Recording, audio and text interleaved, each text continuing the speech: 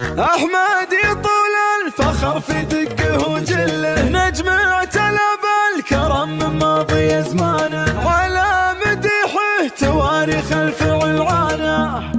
اليوم هل القصيد طاب في حله، أقدر الطيب المقدام واجله، واقوم لرضاه وارحب ضيفانه. شرواك يا احمد يا مدهن الفخر كله، يا واحد سيرته بالعز مليانه. احمد طول الفخر في دقه وجله، نجم اعتلى بالكرم من ماضي زمانه، على مديحه تواريخ الفعل عانى.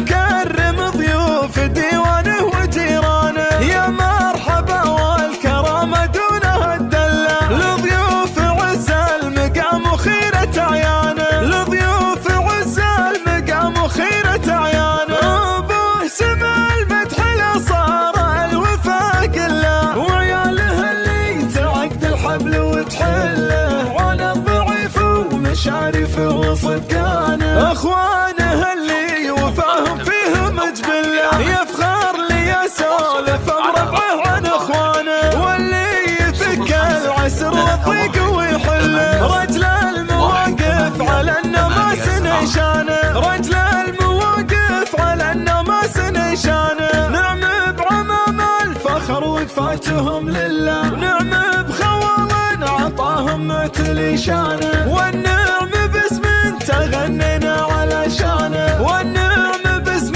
تغنينا على شانه. اليوم هل القصيد طاب في حله، أقدر الطيب المقدام واجله، واقوم لرضاه وارحب ضيفانه. شرواك يا احمد يا مدهن الفخر كله، يا واحد سيرته بالعز مليانه.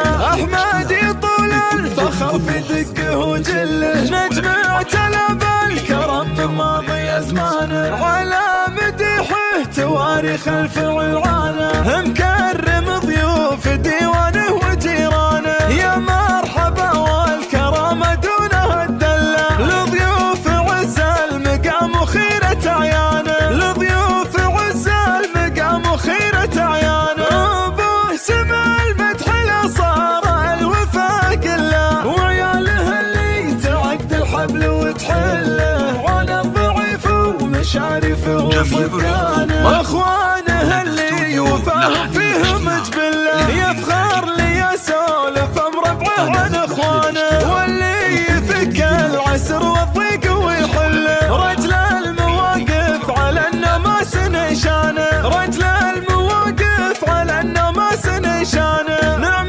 بعمام الفخر وقفاتهم لله، نعم بخوال عطاهم معتلي شانه.